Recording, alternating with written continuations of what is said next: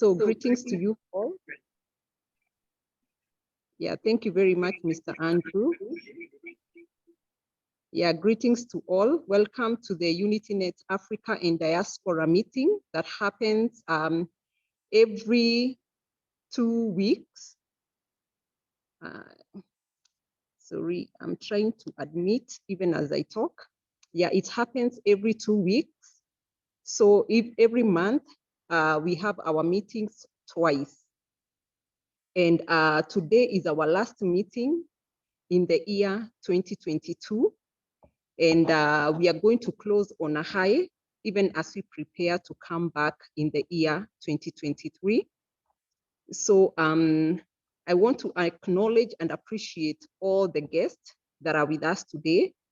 If this is your first time to be on the call, we want to welcome you.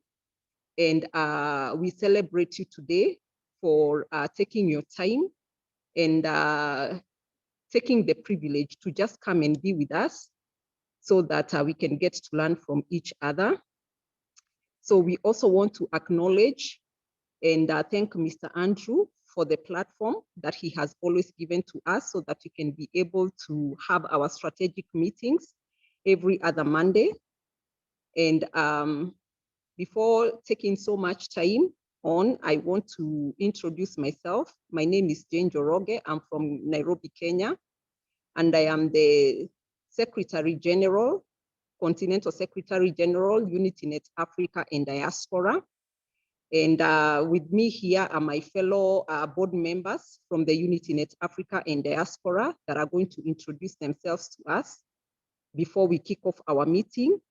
Today, we want to remain within 1 hour or 1 hour, 15 minutes, and then we close the meeting so that we don't go on until very late, because some of us, we have families to attend to. So I will only allow the guests that are not presenting to introduce themselves to us, but for those who are going to make presentations, I am kindly going to request you to allow me to have you introduce yourselves during your presentation. That is when you're going to give us a brief of who you are and what you do so that we can get to know you better. And so if you want to speak or interject in any way, ask a question or make a suggestion, I'll kindly request you to lift up your hands. And if you're not speaking, kindly mute your mic. So right now, I want to have our Continental President, Dr. Richard Sanko, to introduce the organization to us before we introduce the guests and before we make introductions as the UnityNet Africa and Diaspora board members. So to you, Mr. Continental President. Thank you. Thank you very much, Continental Secretary.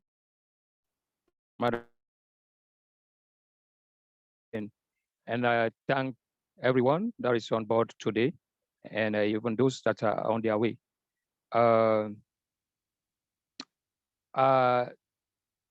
UnityNet Africa and Diaspora, which is commonly known as UNAD, UNAD, it is established as a result of the challenging issues surrounding Africa, especially in the area of food security, food sufficiency, the area of employment constraints or challenges, the area of poor system of governance. There is also the issue of corruption, transparency and accountability. The issue of young people do not have a real scope of their future, and our children, and the women, the way women are treated or dealt with in Africa, and all these are compounded issues. So the issues around gender, gender equality, and equity, women empowerment, youth empowerment, and all these ones, including food security. That's why we came together and established what we call the UnityNet Africa and Diaspora to look at what we can do as Africans to promote development in Africa, to ensure we resuscitate our people, the current status of where Africa is, and how we can transform it into a mega useful continent that will be serving other continents in the world. And other continents will reckon it in the best interest or in the best platform of anything when you talk about transparency, accountability, etc., or development growth. So that's exactly why UnityNet Africa is established. And today we are here. This is our second year of being in existence. And so I want to thank the UnityNet Africa and Diaspora team in Africa, everyone, including those that have facilitated the processes we have gone through onto this time to reach to this level. We want to thank everyone, including Lloyd Hilferty and team, the UnityNet International team. We are grateful. We thank you for your collaboration and supportive role in all the establishments and the processes UnityNet Africa and Diaspora is undergoing or has undergone. And then also, we also want to say thank you to Andrew, the Andrews Network. We are grateful. You've been providing your services to ensure that we have our Zoom meetings every Monday. So we appreciate you and we acknowledge everything, all the inputs that you've been doing. You and your team, please tell them that we say thank you on behalf of UNAD. And to those who join us, who recently joined us, you are also welcome to UnityNet Africa and Diaspora. And we also want to say special thanks to the diaspora representatives or diaspora people who are there, who have been supporting us one way or the other to ensure that we reach this level.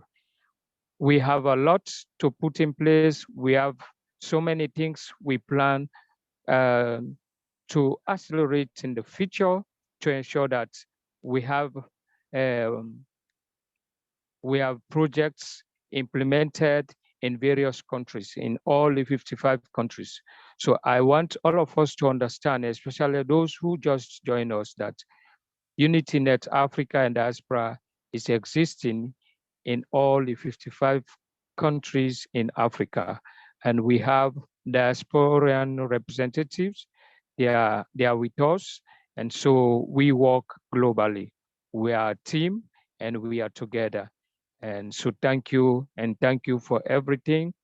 I know that we are closing. This is the final one. So I want to say this. Recently, we agreed that we're going to have of course, okay, I will leave that with the Secretary General for her to do those announcements based on the outcomes of the last board meeting, what we agreed. On this note, I want to thank everyone, and I welcome you to please come up with ideas that you think all of us can place together to move Africa. Thank you. Mr. Carlos, if you could briefly share your video. We do have a live audience. So if it's possible, please let people know who you are. Yeah, so I already sent a comment that the location where I am, I cannot show my video. Okay. However, Thank you, though. yes, so my name is Carlos Richard Sanko. I am the president of UnityNet Africa Diaspora, and I'm also a representative of UnityNet International. Thank you. Thank you very much, Dr. Carlos. Kindly state where you're coming from, your country of residence, please. And that is great. I'm currently talking and talking to you from Sierra Leone, West Africa. Okay, thank you very much. Our continent of president, it is always good to hear from you and to catch wisdom that you always bring across so that we can make African better and so that you can start this ship to make Africa great. So right now we are going to go into the introduction bit. And I see we have just a few members from the UnityNet Africa and Diaspora Board. We have Juliet Miabo. If you can hear me, Madam Juliet, kindly introduce yourself to us. Okay. Yes, hi. Good day and good morning, good evening to everyone. My name is Juliet Miabo. I am based in South Africa. As it's stated, I'm the member of the UnityNet African Diaspora Board. I'm part of the stakeholder relations and communications and ICT team. Yes, it's always good to be here, and it's been a long road. But from a South African perspective, and from UnityNet perspective or African diaspora perspective, there's a lot of value in being part of this team and being part of this network. We gain a lot in terms of training, in terms of skills. And I serve also on other networks that are linked with UnityNet International, particularly the women and feminist group and the sports or various ones. But the issues that the president, Dr. Carlos mentioned, are very critical, and those are those issues that affect each and every country. And in South Africa specifically, we are affected by those issues. And by being part of UnityNet African Diaspora, we know that we are not alone, and we're able to share solutions towards a common goal of a better Africa. So it's good to be here. We have currently power problems, but I'm glad I was able to connect. Apologies for connecting late. Thank you so much, Madam Chair. Okay, thank you very much, Madam Juliet. It's always a pleasure to have you on board. So right now we move to Doris Kamagara in 1 minute. Kindly introduce yourself to us. Just 1 minute, please. Yeah, good evening all.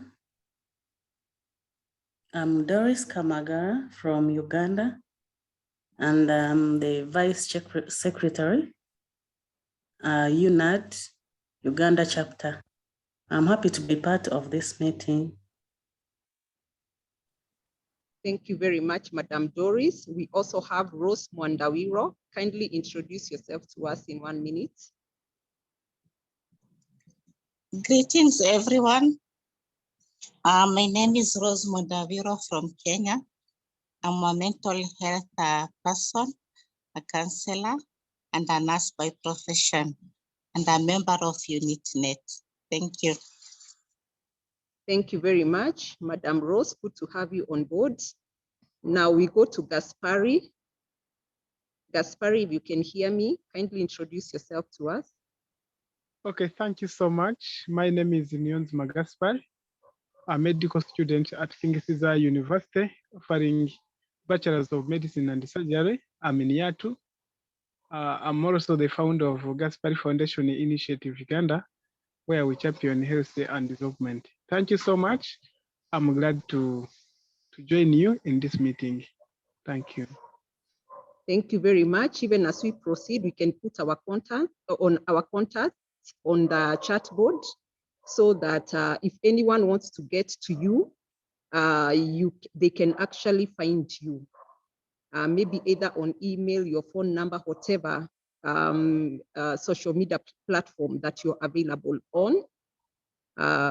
I think those who are interested in getting in touch with you, they will. So we are going to go to, we have Mr. Lloyd. Mr. Lloyd, kindly say hello to us and introduce yourself in a minute. And then we'll move to Mr. Andrew. Thank you very much, Jane. So Lloyd Helferty, I am the co-founder of UnityNet International. I helped assist Carlos in establishing, of course, the UNAD network, which is scattered across 3 platforms, or UnityNet in total, the WhatsApp discussion groups, the Facebook groups, and LinkedIn groups that are all interconnected through these platforms and use a common terminology and logos and whatnot. So we are building this network as a global network, as Carlos mentioned. What we do essentially is create what we call empowerment networks. So in essence, we are leveraging SDG 17 partnerships for the goals.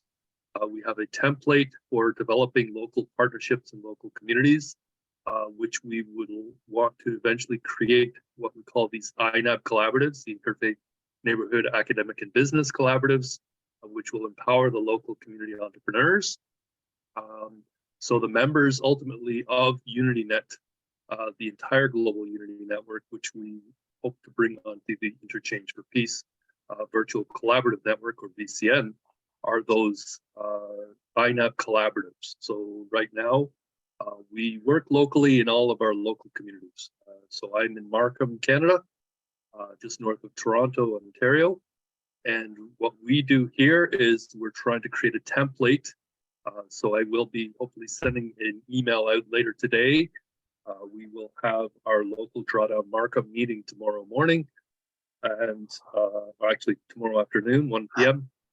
And what we're trying to do here is create that template among different communities.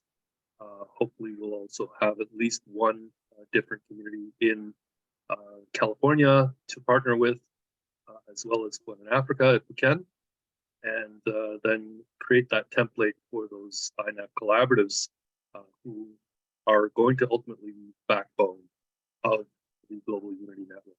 So thank you. Thank you very much, Mr. Lloyd. Finally, we go to Mr. Andrew and then to our participants today. Well, thank you so much. I am Andrew Williams, Jr. I'm Googleable as Ambassador Andrew Williams, Jr. I was appointed as one of the first 200 Facebook ambassadors in 2009, but my commitment to the Millennium Development Goals in 2000 is what transitioned me to support the Sustainable Development Goals in this next phase. I do want to thank everyone here, and particularly Lloyd Helferty, who was appointed as our international, our ad hoc International Advisory Board of Goodwill Ambassadors, Advocates, and Activists back on September 21st, International Day of Peace of 2019. And we officially launched on January 1st of 2020, just before we all learned about what COVID-19 is. At that time, the focus was on tourism for SDGs in order to connect together the top 1% of people that are traveling to the actual communities where they visited and had a local impact. That was based upon the vision of Kofi Annan, who in 2000, alongside the Millennium Development Goals, launched the United Nations Global Compact. That was intended for major corporations to take corporate social responsibility for the outcomes in the local communities. As he was very much an advocate of community-based development, he himself was also a traditional leader, a chief of the Akan people. So he was speaking from lived experiences. As we go forward to 2023, I do want to make you aware that this is approaching the 75th anniversary of the December 10th International Human Rights Day. So this entire theme for the entire year is what we're embracing and uplifting that aligns with the Sustainable Development Goals to leave no one behind. But I myself, my activities, I am in Los Angeles, California. So I give a land acknowledgement to the indigenous people here, the Tongva, because at the root of it, we are all indigenous or connected to the indigenous people around the world. And that is part of why this Africa and Diaspora UnityNet group has to take responsibility for your relationship to the indigenous people around the world. I myself am making a commitment in the Philippines, where the Negritos were the first inhabitants of the land now known as the Philippines. But like indigenous people around the world, they've been marginalized. But we made an investment there to work with one of our Goodwill ambassadors, Joe Billy Vargas, who's been a Goodwill ambassador since 2015, but has been the wind beneath my wings since 2008, when I came aboard to create real world impact through social media. So Madam Jane and Carlos, I want to call you to all of the 30 human rights, including those that are impacting indigenous peoples, but in particular, number 29. And I uplift and support and champion each of you for taking on human right number 29, responsibility. In that regard, I'd like to draw your attention to the fact we're also approaching the transition year for the African Union's Agenda 2063. They set this up for 10-year plans. So we're in the first 10-year implementation plan of the African Union's Agenda 2063 from 2013 to 2023. So I would urge you to familiarize yourself with not just the flagship projects for the African continent, but the 5 diaspora legacy projects that impact not the people here in the diaspora who are recognized by the African Union as those born outside the continent, but who align themselves with the constitutional acts of the African Union, but those born on the continent from these 55 African countries that have traveled from the continent throughout the world. I submit that it is this group that has the responsibility to acknowledge those legacy projects, and from each of the countries, that are represented, do our best to connect those dots. Thank you so much for this time. Madam Jane, back to you. Thank you very much, Mr. Andrew, for the introduction. Your point is well taken for action. And we are going to look into that, especially now that we have a 2 weeks holiday before we resume our meetings. We are going to take that into consideration and take action appropriately. Thank you very much for the good advice and the directive. So we have Mr. Isaac with us, Isaac Dendeu. You are going to introduce yourself to us because you're part of the presentation team, the presenting team. And then from there, I'm going to give it back to Madam Juliet to take over the TOT session with our presenters today. So Mr. Isaac, if you can hear me, kindly unmute yourself and introduce yourself before we go to the presentation, please. Oh, okay. Thank you, Jen. Pleasure to meet you. Yeah, so I'm Isaac Dendeu. I'm a guest. I was invited into this meeting by my colleague Gideon. Yes, so I'm listening through and I'm very happy to hear what Uniters is doing, and I think we are going to continue engaging. Thank you. Thank you very much, Mr. Isaac Dendeu. I think I guessed it right that you are part of the presenting team, and we appreciate you for coming to the call. And right now, I'm going to hand over to Madam Juliet to take us through the TOT session. Madam Juliet.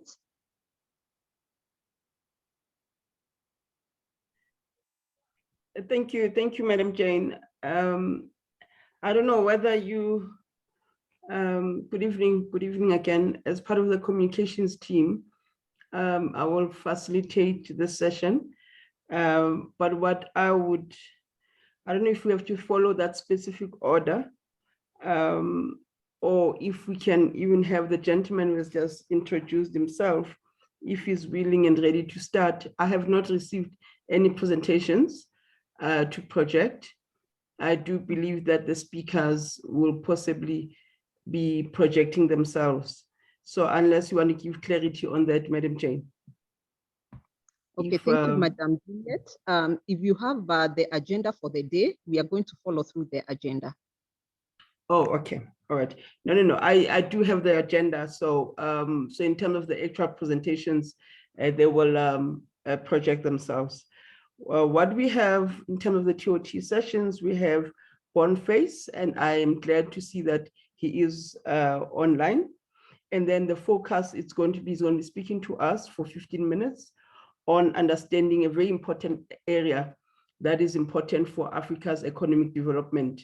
That is understanding the world of financial markets.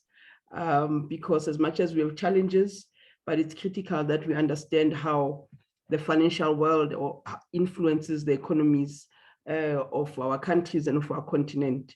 So if he may please unmute, say, and then go ahead with the presentation. We've allocated 15 minutes.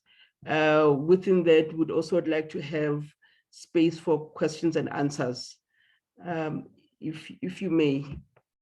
And then thereafter, we have Mr. Gideon, who will be focusing on blockchain, but I'd like us to focus on the financial markets at this moment. Thank you.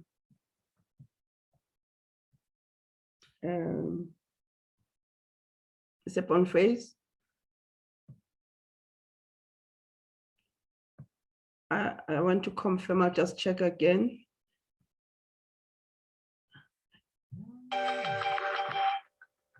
Yeah, it's Mr. Boniface who is supposed to be making the first presentation.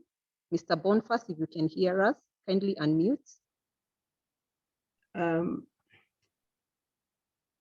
Because a little while ago he was online. He's still online. Okay, yes, if you may, oh, is it Boniface? Mr. Boniface, if you may, please. If not, if there's a delay of some reason, are we able to check whether Mr. Gideon, even Mr. Isaac is also available to present, or are we going to be having Mr. Gideon instead? Yeah, it's Mr. Gideon. I don't think I was to present. Yeah. Yes, I'm here, Juliet. Oh, okay, and, great. How are you? Yes. How are you, sir? Welcome. Thank you very much. I'm very delighted to be part of this meeting, and I want to thank Jane for inviting us. You can see my screen. Yes, welcome, Mr. Thank you so much and thank you for going ahead and presenting. Welcome. Let me just introduce that you will be talking on the issues of understanding blockchain, because it's one of those terms that everyone is throwing around, but not everyone understands how it impacts directly in terms of what we do in our work on the ground and also in the continent. Please welcome. It's good to see the colors. Please go ahead. Thank you very much. So I will try to utilize the 15 minutes. At least I will do 10 minutes presentation and then probably 5 minutes for Q&A. I will try to do my presentation within that particular time. So we start off. So I'm Gideon Ketonga, a business analyst and a co-founder at Sotika here in Kenya. And of course, I'll be able to take you through these 4 things. So what is Sotika? Because of course, as you've been told, I'm a co-founder at Sotika and I'm presenting this as Sotika. Then we look at the evolution of technology to get us to where we are right now, where we really want to be able to look at blockchain. And then we can be able to check some use cases that would be able to enhance UNAD objectives around what we really want to do in Africa. So very quickly, I will let you know what Sotika is all about. So Sotika is a financial services application that seeks to take its customers from zero savings to an investment plan. So our goal is to help our people save. And the reason why this is important is because saving is very hard, especially for a lot of people here in Africa. And we know it's one of the challenges that we have, and most of our people, because of rising inflation, which has reduced purchasing power of our people, low financial literacy levels, which has hampered proper financial planning, over-reliance on consumer-based loans, which are very expensive in the last decade, has put a lot of our people into huge debts. And these, I know these are pertinent issues even for UNAD itself. So our solution is, if we are able to help every person who has a mobile money account in Sub-Saharan Africa to save a percentage of every transaction without having to think about it, then what that means is that we are able to help 183 million people in Sub-Saharan Africa to start a savings journey. There is no way we can be able to grow our economies in Sub-Saharan Africa unless we are able to show up domestic savings. Sub-Saharan Africa is lagging behind every developing country when it comes to the gross national domestic savings, but we are contributing 2/3 of the global mobile money transactions. That was around $697 billion last year. So if we can be able to help every user who is spending money on mobile money to start saving, then we are able to help them to start their journey towards saving, and that would be a journey towards alleviating poverty and increasing household incomes. So the solution that we offer around this is a simple to use, affordable, passive savings and investment mobile solution that simplifies the financial planning and investing process for everyone. So that is what Sotika is all about. And what we do, we offer automated passive savings, which we allow customers to save from every transaction that they do. And we are now also helping them save to get cashbacks from the people they spend their money on. We have goal-oriented savings, and we have all this because we want our people to have control of their money. An investment assistant, which is a robo-advisor, peer-to-peer loans. The cheapest loans you can get in the market is from your friend, from your family, from someone that you know. AI-driven PFM solution, which is, of course, to help our people understand their financial position. Group services, which is social financial solution. In this part of the world, of course, family and friends come together for them to be able to help each other meet their goals. So, of course, today, as we speak to UNAD, it is to ask you to join us, or rather we'll be joining you. We will be joining you to help improve household incomes and alleviate poverty in Sub-Saharan Africa. So that is what Sotika is all about. So very quickly, we can jump into the version of tech so that now we can be able to discuss about blockchain and what blockchain is all about. So we have seen the evolvement of technology over the last few decades, and of course, how that technology has been able to impact financial services. So for example, in 1960s, we saw the advent of semiconductor microprocessors, which gave birth to credit cards. In 1970s with mainframes, which gave birth to messaging and SWIFT.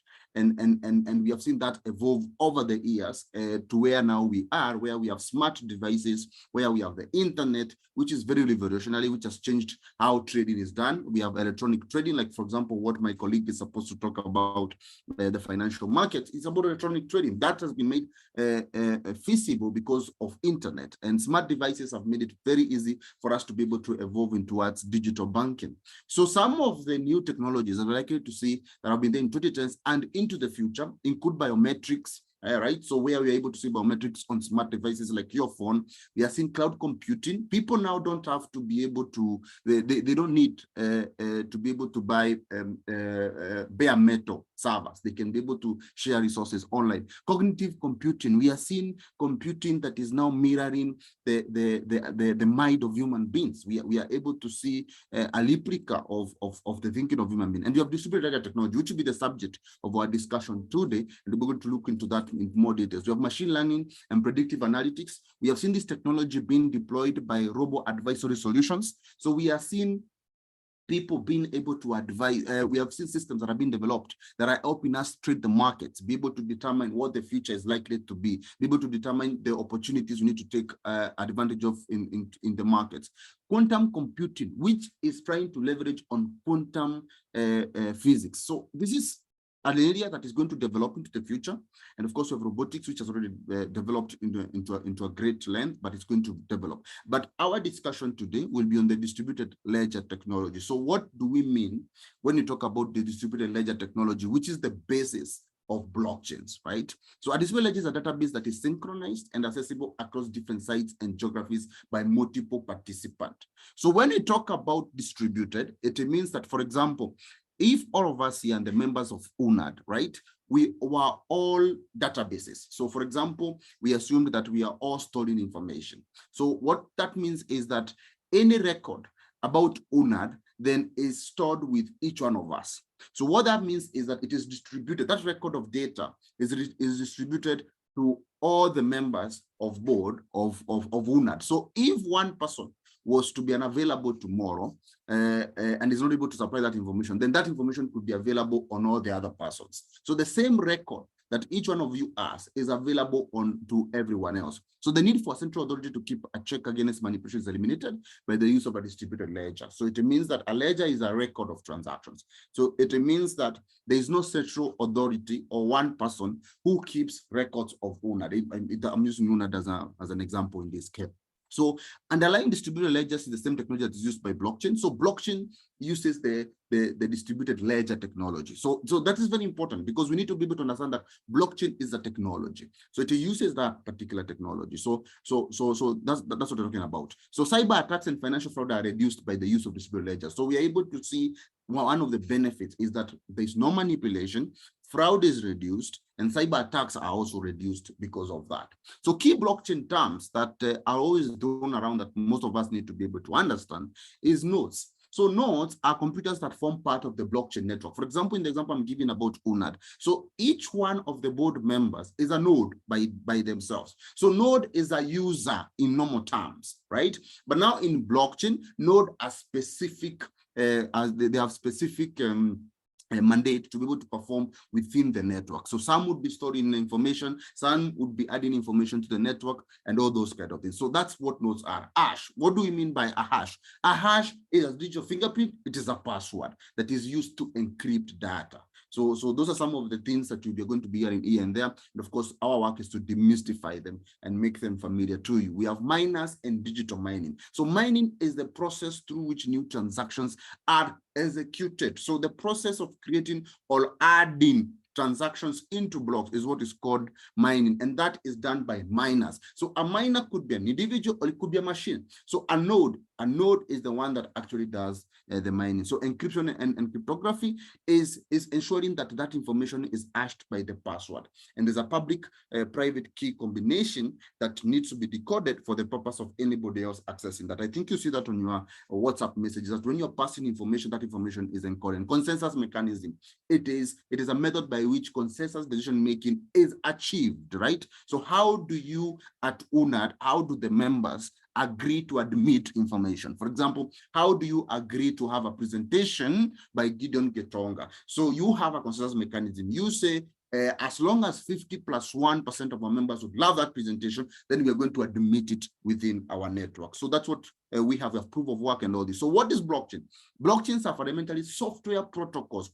Software protocols are programs that allow multiple parties, like for example, all the different members of UNAD who are across Africa and across the world, to operate under shared assumptions. So shared assumptions, it means that we have regulations or rules under which we operate, and data without trusting each other. So it means we don't have to know each other, we don't have to trust each other, but we are able to work together under those rules that we've developed, which we call smart contracts in our case. So this data can be anything. It could be location, it could be destination, it could be any data that you are sharing. So it is packaged into blocks and chained together cryptographically. So cryptography means that that information is available to that party. That was called blockchain. So there is no the blockchain. Blockchain is a technology, right? It's a distributed ledger technology, right? And blockchain is not Bitcoin. So Bitcoin uses a blockchain technology. So essentially that is one of the things that is very important for us to be able to demystify. That blockchain is a technology that is used to be able to achieve specific objectives, right?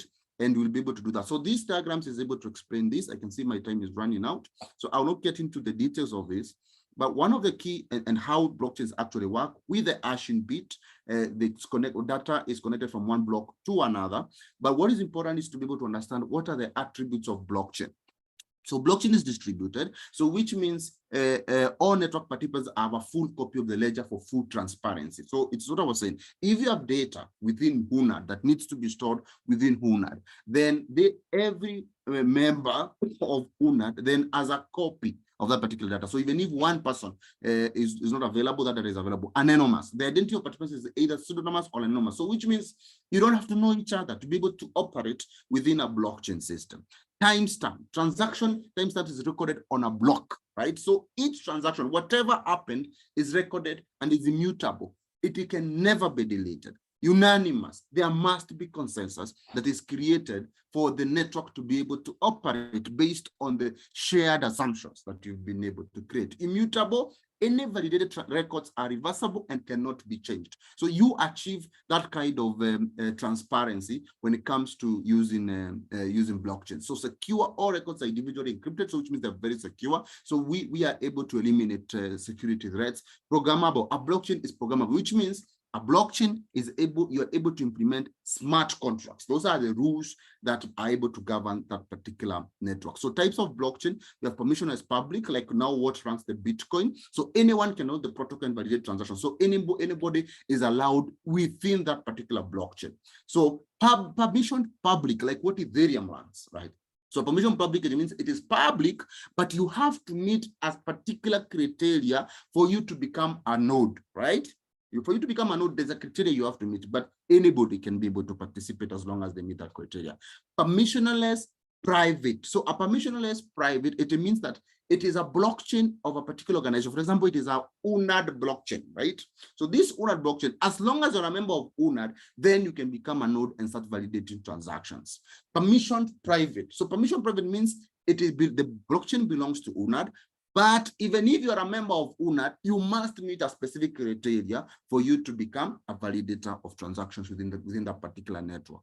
So those are the types of blockchains that we have, and you choose them based on what you really want to be able to achieve. So very quickly, I'll take you through some blockchain use cases and implementations that can be able to help you and probably open up your mind. So for example, in e-governance, which is an area that I've had UNAD give a lot of interest on. You really want to be able to re-engineer how governance is done in Africa. You really want to be able to enhance enhance transparency within our governance structures. So these are all use cases where blockchain could actually be able to be used as a technology to achieve all those beautiful attributes that we've discussed about.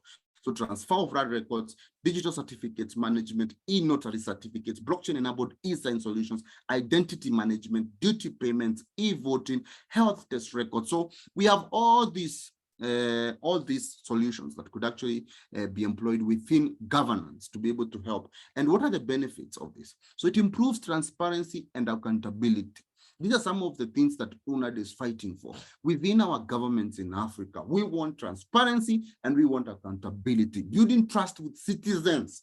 We cannot trust our government to do the right thing. We cannot trust some departments of government to stop corruption. So we can be able to employ blockchain solutions to build trust with citizens, speed up transactions. We want our government to be more effective in terms of how they serve us as the people, protecting sensitive data, right? So we want our data to be protected. Blockchain can do that, reducing cost of operations and of course improving efficiency. So these are some of the benefits that we would be able to get by using blockchain in our governance in Africa. So of course, having understood what blockchain is all about, then we can think of how can we push for blockchain to be used in governments or in governance situations within our systems to ensure that we are able to achieve the objectives of UNAD. Other areas where blockchain can be used in pharmaceuticals, in supply chain solutions, those are areas that blockchain can be used in insurance. Blockchain can be used there.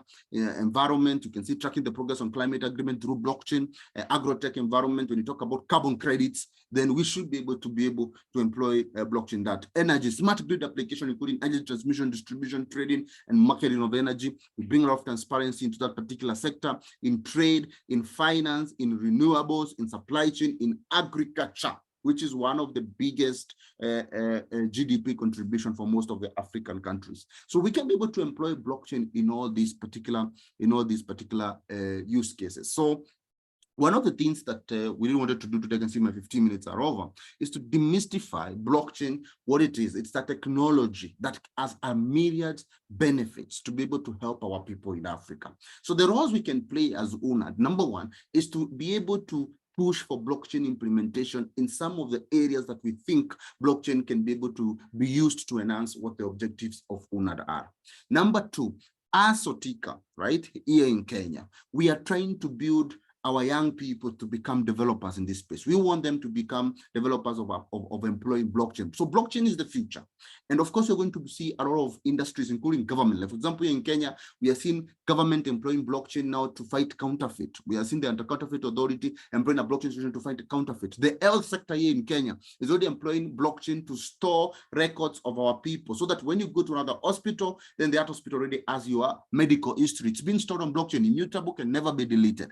We are also see now the Unclaimed Financial Assets Authority employing blockchain to store the assets of our people that are not claimed so that we can go to track them and unite them with our people. So there are going to be a lot of implementations of blockchain and we can be able to create jobs. I have heard one of the objectives of UNAD is to create jobs. So we can be able to create jobs for our young people if they're able to study this. So we have a whole program where we are training our young people across the country and of course in Africa, and we are open to partnerships to be able to train as many people as possible to become blockchain experts, and they can be able to be used to employ blockchain in all these particular areas. Thank you.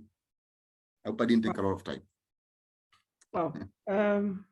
No, that is awesome. Thank you. And I'd like to acknowledge and appreciate the speed with which you did the presentation, and you did it very comprehensively. As much as you had to rush through it, it was quite insightful. And I mean, the issue of blockchain, I know that in a country, in some countries, even in South Africa, is such a buzzword that at times you even think that the people who come up with these fourth industrial revolution terminologies and technologies might be leaving people behind. So I'm actually grateful and appreciative that you've taken us through this in detail, and that you've actually put it in the context of where things are in terms of the future. We cannot ignore technology. What we'll do is we're going to allow any questions and answers, and if you do not mind, if you may, please, you can maybe stop sharing so that I'm able to see people. But while we're waiting for people to raise their hands, it's just for us to think about things such as cybersecurity. You know, with the evolution of technology, there's issues of cyber security where we don't want fraud. As much as we come up with technologies that make it easy for us to access markets, and accessing markets and all these other areas, everything happens at the tap.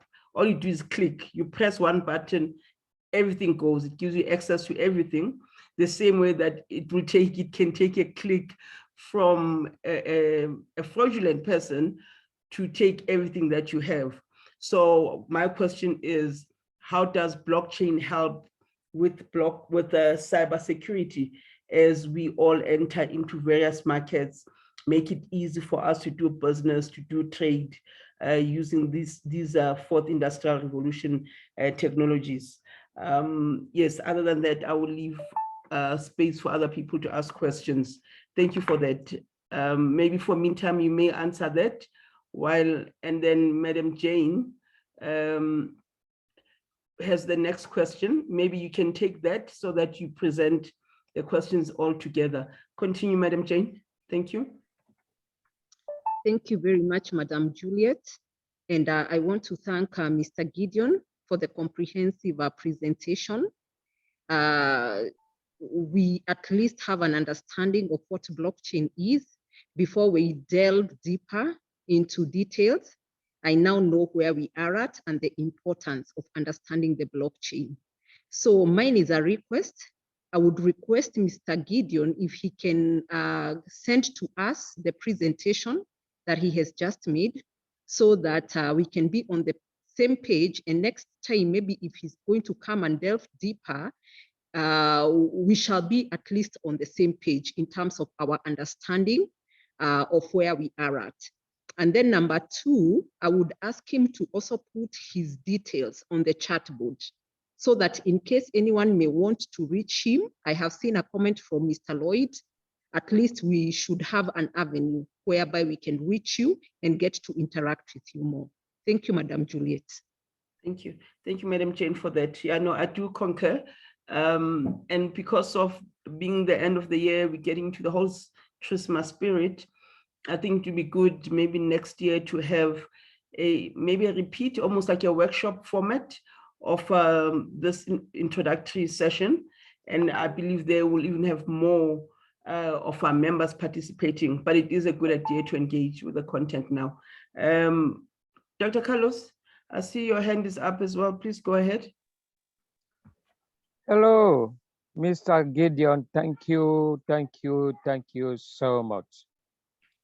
I really enjoyed your presentation, which is very, very calculative, focused, and has a real sentiment of what UNAD is, the whole of UNAD. I see the way you touch in all the aspects of life to improve life, to see how we can improve the systems in Africa. So I never knew we also have a blockchain of Africans who have this expertise in Africa. And so this is great. I want to tell you and your team, keep it up and ensure that try to be a member of UNAD and feel free because you are an African and UNAD is for all of us. So with this, your expertise and your team, plus all what you have, when we put them together, as you mentioned, we'll be able to accomplish a lot of things. And we will be able to transform the system. Yes, of course, the day-to-day what we have is technology. And there's no one to excuse from that one. And my question is, what's the relationship with AI and blockchain, your blockchain and AI system? I just want to know. Thank you. Okay. Thank you very much, Juliet. Thank you very much, Carlos, for the kind words. Jane, thank you very much. Of course, we'll be sharing the presentation. So to start off with Juliet's question, how does blockchain solve the cybersecurity issue that we have? Because data can be stolen online. So as I said, blockchain is the solution to cybersecurity. And there are 4 points that I'll touch on. Decentralization. Right, the fact that blockchain is decentralized, and that's one of the key features of blockchain. It means that the data is not controlled from a single entity, right?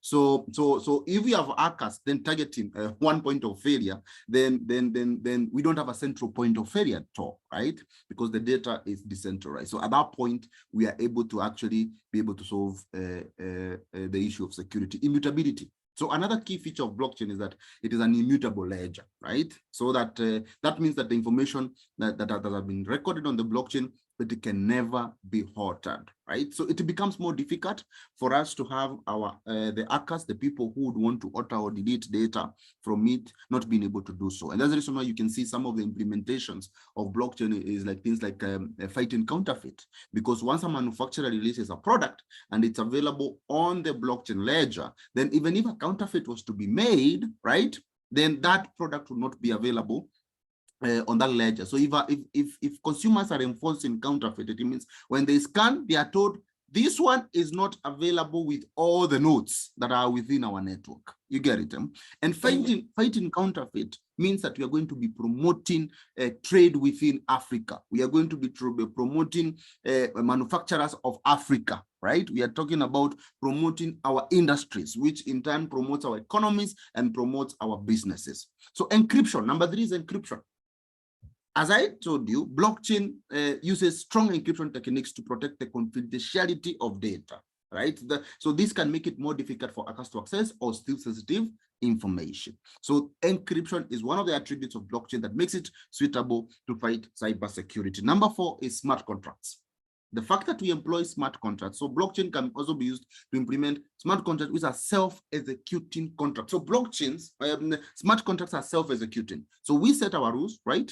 And we say, for example, we say that if 50+1 of UNAD members agree on a particular proposal, then that proposal has gone through. You get it? Eh? So it means we reduce the ability for the risk for fraud, right? So nobody can be paid or be told that, or be hacked, and then votes are reduced, and all those kind of things. Yeah, so those are the 4 key attributes of blockchain that we feel eliminate cybersecurity risks. So blockchain is a solution for cybersecurity. Coming very quickly to Carlos, you have asked the relationship between AI and blockchain, right?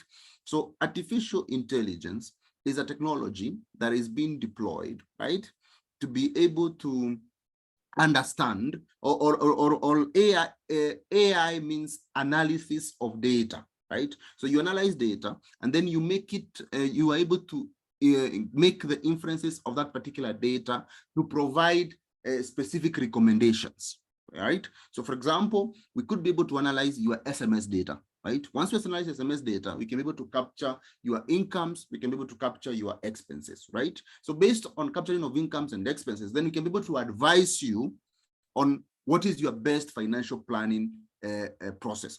Do you need to bring down your incomes by this, your expenses by this down, increase income by this time? And if you have to increase income, then we are able to make recommendations of investment opportunities you can take advantage of. So that AI is more of a predictive technology. Blockchain is a storage technology. So that's the difference. So blockchain is a storage technology, it's a database, it's a distributed ledger database. So for example, the data that we are analyzing with AI, we are able to store it on a blockchain technology, right? So that data cannot be corrupted or cannot be misused. So that's the difference between AI and blockchain. So AI is a predictive technology, blockchain is a storage technology, a database technology. Thank you so much, much appreciated. As we say, it's a very complex in terms of its applications, and you did give us quite a mouthful in the areas of how it can be used to help with governance, because as you, Ned, that's the area that we are now going into to ensure that our governance, what we call our integrated strategic systems, governance systems, are transparent and that they ensure accountability. So that is the reason why we still need to engage further with you on these issues. I want to check if there is anyone else who has a question. But what I also want to, I'm not seeing a hand, but I want to also highlight the fact that you being in Kenya, I know Kenya and South Africa is tightening their relationships. And I want to know, and I mean, for instance, I don't need a visa anymore to go to Kenya, and you also don't need a visa to come to South Africa. So those bilateral relationships help. But I also want to know, how does something like blockchain, how would it help in helping the relationship between the various countries?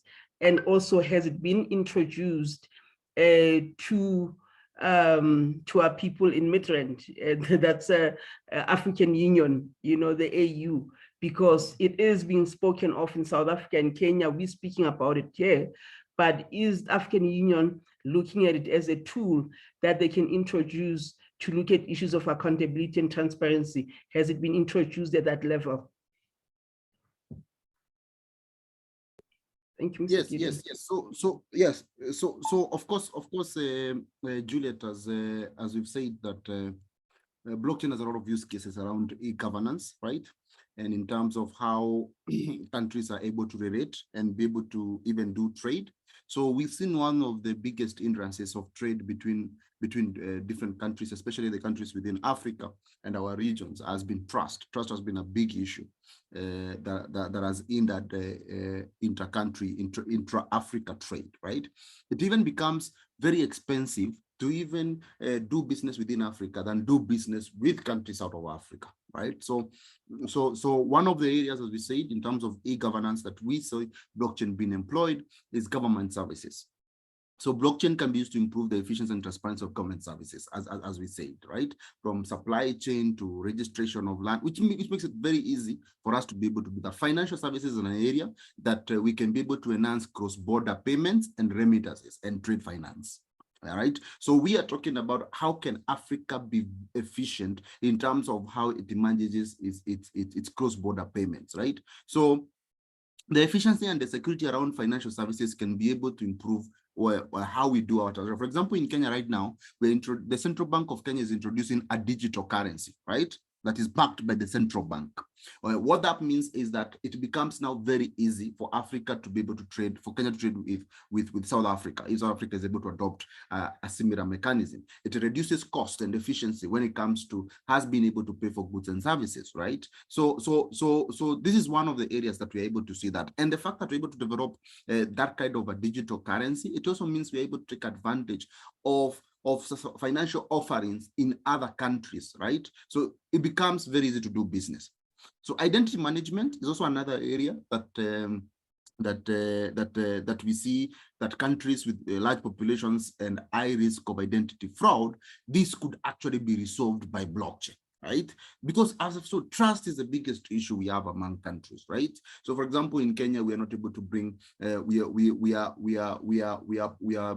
people of Somali origin, some of them get it very difficult to be able to survive here in Kenya because of identity management. It's simple identity management. And they could be our people, right? But because we have seen terrorists come through those borders, it becomes very difficult for us to be able to relate at that level. So, and of course, in supply chain management, as you said, well, so once we have cleared transparency and traceability issues around supply chain, right? So we can ensure that countries, that their products meet certain standards and regulations. So for us to be able to move products between different countries within Africa, there's a certificate we call certificate of origin. We need to be able to trace this product that is coming from South Africa did actually come from South Africa. That we had a scandal here in Kenya where maize came from South Africa, but the maize was from Brazil. But it first of all docked in South Africa before it is so its way into Kenya. So these are issues that we can be able to manage. And those kind of contracts were cancelled. We have a whole contract of Morocco supplying fertilizer in Kenya that was cancelled because people don't trust that this fertilizer is actually coming from where it's been said it's coming.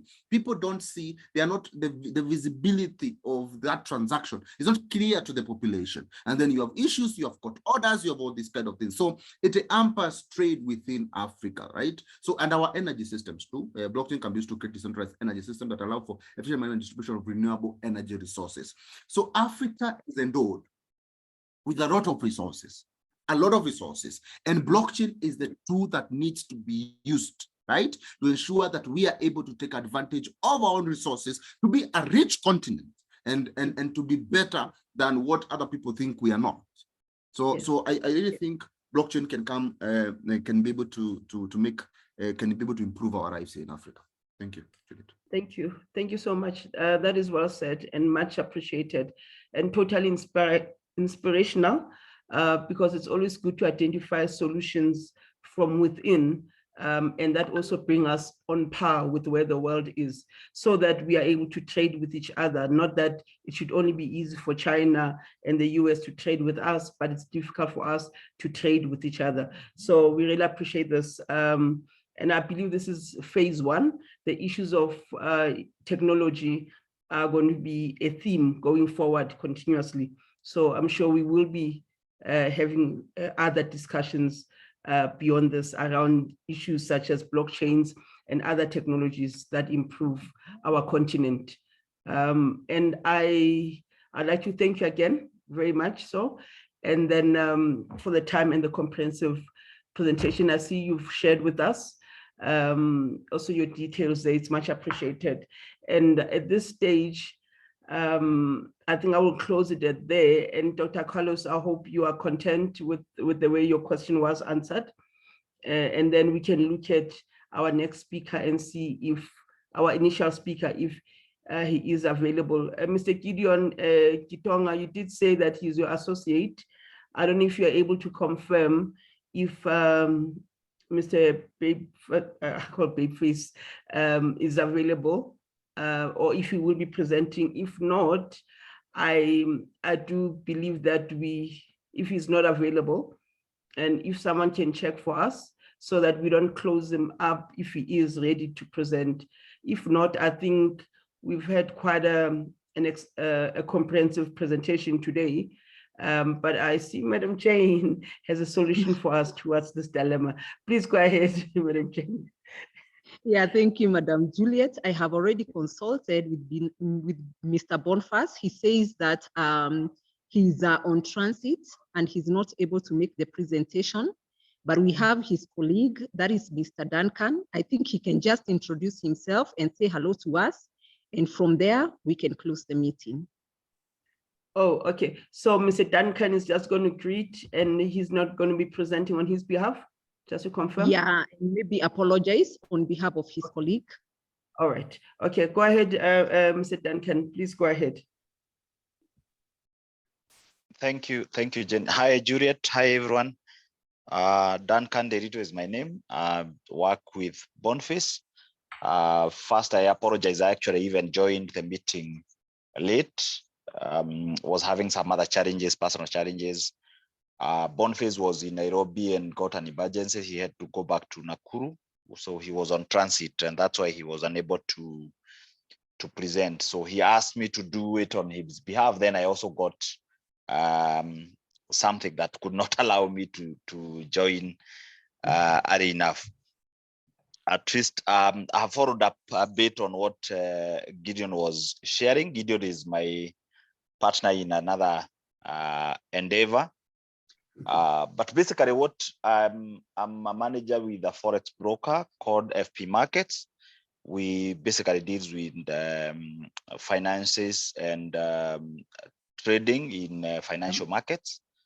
Mr. Duncan, what I'll do is maybe I just want us to make sure that we do enough justice to it, the same way that we did to Mr. Gideon's presentation. So I know Madam Jane would lately schedule you for sometimes, I mean, next year is in a few weeks' time, for one of our sessions so that you take us through it properly. But you can introduce it so that we do, but don't do the whole presentation, so that we know what we'll be looking forward to. Just in about 2 minutes. Okay, thank you, Juliet. So basically what we do as a company, we just help people venture into the capital markets, or what we refer to as financial trading in financial instruments.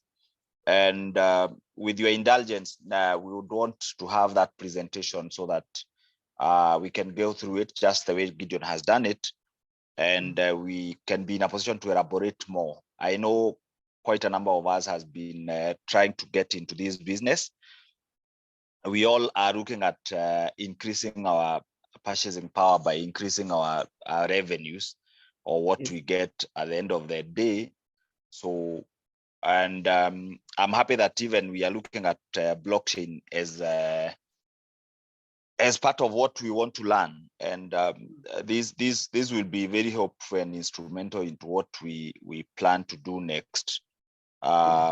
Because part of even what we trade in the financial markets is what we refer to as cryptocurrencies, which most of the people confuse between cryptocurrencies and blockchain.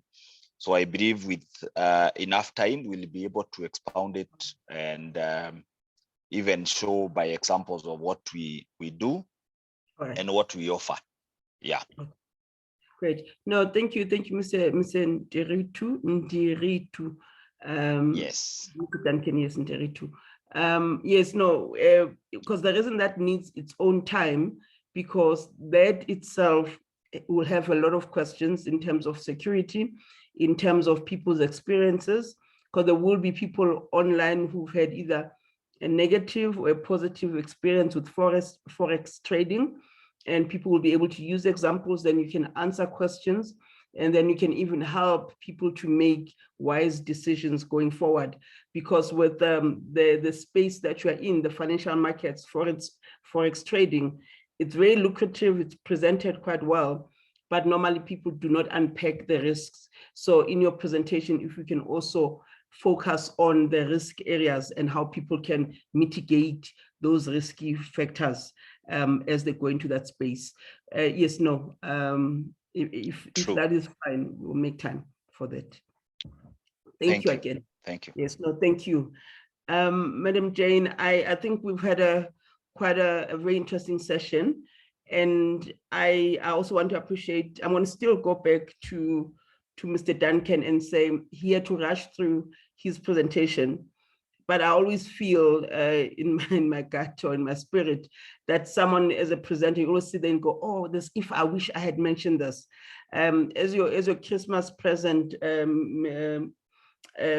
Gideon, what is that one nugget that you want to leave us with in terms of blockchain, so that as we move in the next year, at least we know that we've covered that one nugget that you feel, a nugget of wisdom that you could have not given us because you had to rush through that presentation, and then we'll move towards closure of the meeting. Thank you very much, Juliet. So just you've talked about one nugget. I think I said so much, but again, there's so much that I did not get to say. Yes. But I think we all need to know that blockchain is not a cryptocurrency at all. It's a technology. That's very important for us to be able to know. And we need to start thinking, how can we be able to employ blockchain in our business processes and in our lives to make our lives much better.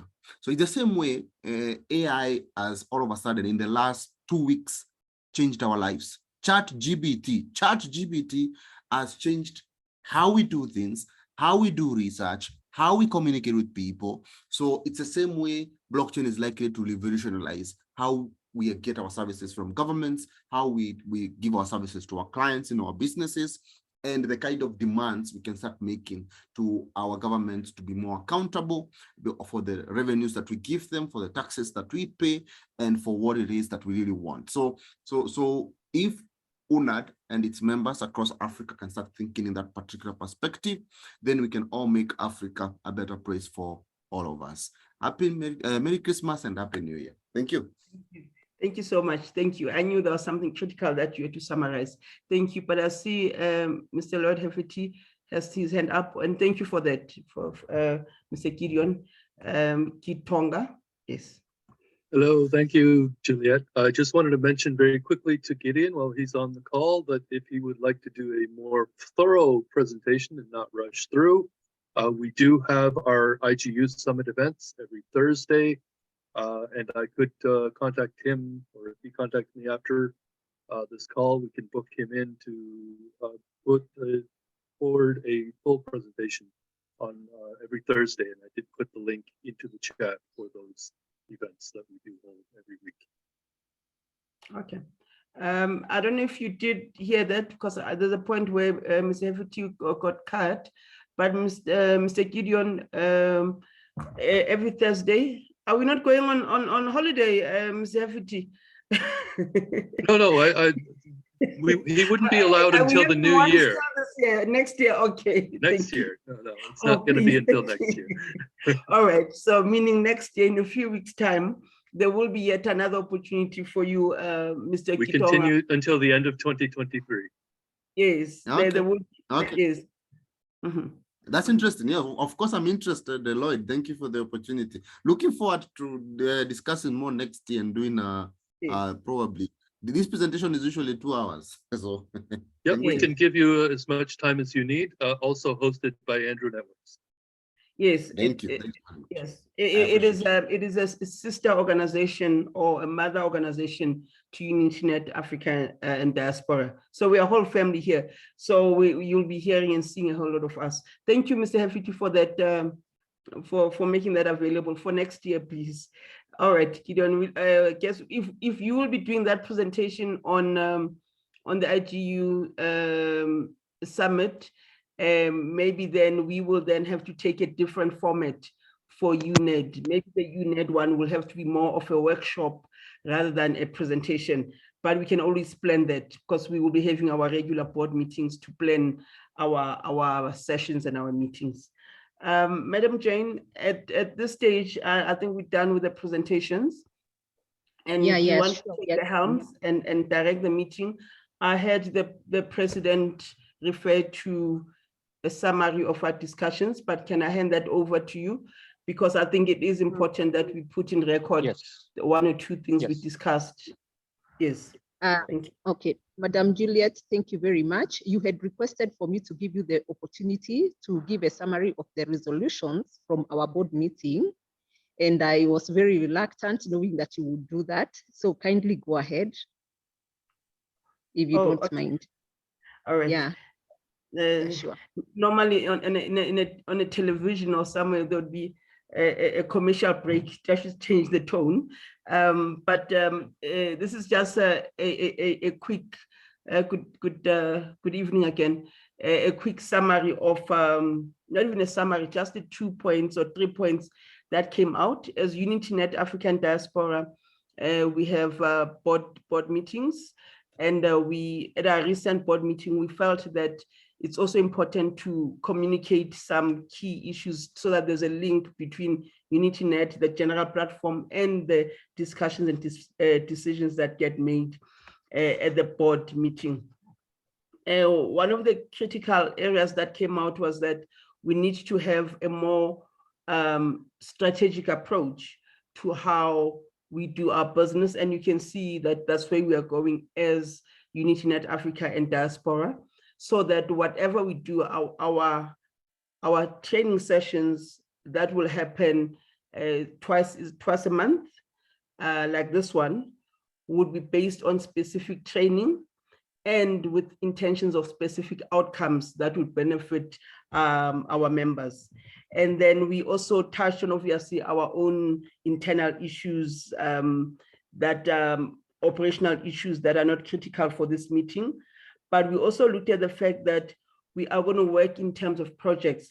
So we'll have the projects team that we already have that would look at working with the communications team and the secretariat that would also look at consolidating some of the sessions that we have, and also define what topics and what themes would be carried for each session. So we're not going to have weekly meetings as UnityNet African Diaspora like we used to have. Would only have twice, we did say twice a month, if I may be corrected.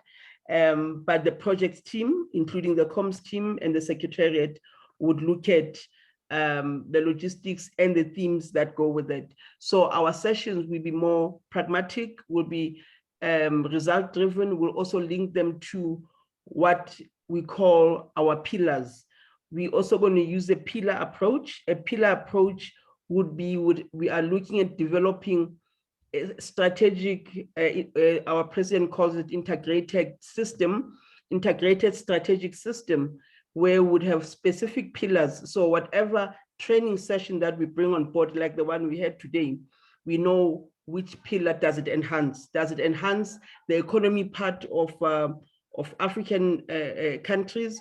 Does it enhance the governance? So all topics and all training sessions that would happen on Monday will be supporting specific pillars. And we are going to be very specific about looking at issues of policy.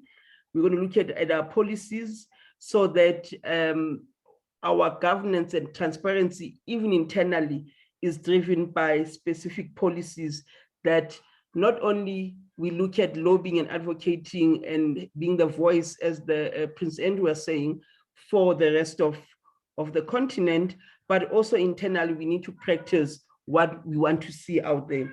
And we also emphasize the issue of the projects, that training sessions like this and other projects that we do, even in partnership with other networks and our sister networks, whether it's Uni and other networks, we need to start recording them and being able to report them in terms of that direct impact that they have, not just per country, but also per various, because you'd have someone from Kenya. We have a lot of people from Kenya on UNED who would come in and participate wearing the Kenyan, the country hat, but their organizations benefit from being part of UNED. And therefore we need those reports to be consolidated as part of the outcomes and the deliverables that UNED is able to put forward and is able to do. So meaning we are going to be more deliberate, we are going to be more decisive, and not in terms of what we bring in, but the outcomes and the outputs, so that we're able to weigh our partnerships and our value, because our value then is what we then communicate to partners, because we have organizations that want to partner with us, for instance, yourselves and others. But now what we are then saying, we will use certain policies in order of what we are bringing as a value as UNED, and what those organizations are offering UNED, but not offering UNED just as an organization, but also how what they're bringing on board will benefit the various countries. So we had quite an intensive discussion, and I'm just providing a summary, and also saying that that summarizes the approach that we are taking to say we are more deliberate, more decisive, more strategic, more about aligning our policies, our systems, and making sure that we collaborate and have a more effective and efficient relationship with UNI. As much as it's our sister or a mother sister organization, there still needs to be a more effective communication in effective systems that manage that relationship. What I then do is maybe at this stage, at the beginning of the year, we will be providing a consolidated approach, like a mind map to the approach that we'll be taking, working with the Office of the President, Dr. Carlos. And then that will be part of the discussions that happen at the beginning of the year, the approach that we are taking. And we are doing this because we want to be outcome-based, so that we are not seen as all talk, because people who misunderstand UNED as just a talking session is because we are not being vocal about those outcomes that we have seen over the past 2 years. And we need to be more deliberate and communicate them even vocally to ourselves and to our partners. And then we partner and collaborate on the basis of that work that we do. I've tried to be comprehensive, and Madam Jane, I know Dr. Carlos might say I could have left something out, but I'd like to leave it at that. Thank you very much, Madam. Yeah, because time is far much gone, I want to give back the mic to Professor Carlos to give us the closing remarks. Thank you very much, Madam Juliet, for the good facilitation throughout the TOT session. We really appreciate you a lot. Thank you to our guests, speakers and presenters. Thank you for those who have honored the call to come and maybe participate as audience within this meeting. We really appreciate you so much. And thank you to Mr. Andrew and everyone else. Mr. Lloyd, thank you very much for always standing with us. To everyone else, it's a thank you. God bless you. And may you have more strength to do everything that is required, especially for Africa. Africa is looking unto us, and they are really, Africa is waiting to see restoration back to greatness, and we are the change. So Mr. Carlos, if you can hear me, kindly give us a closing remark so that we can end it on a high note. Yeah, thank you, sir. Thank you so much, the secretariat, the communication team, the project or program team, and other the presidency team and other components that made it possible for us to reach the journey to this day.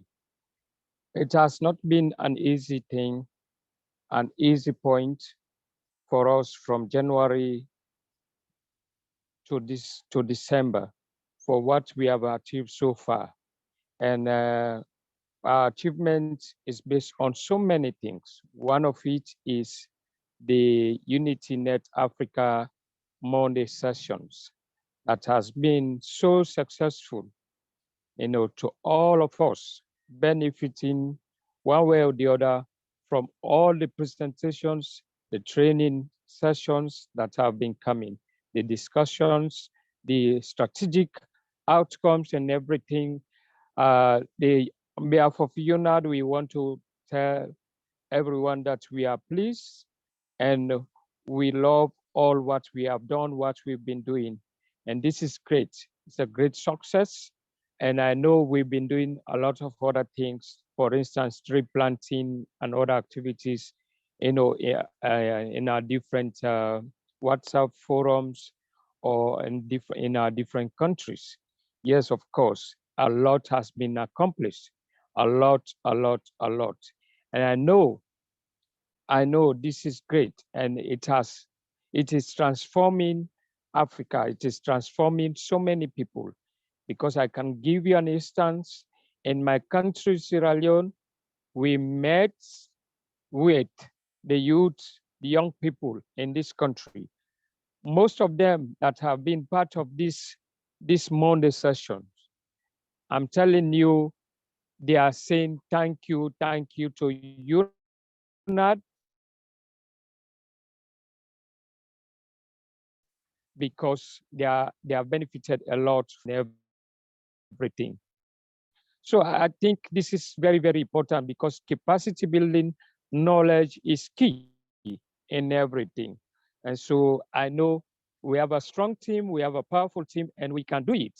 Nobody can come to Africa to develop Africa until we Africans, both residents and diasporans, we are ready to transform or to translate Africa in the best way.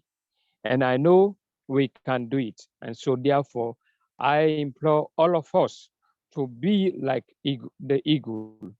The eagle is always focused. The eagle looks at a distance of 5 kilometers to catch a prey. And no storm can deviate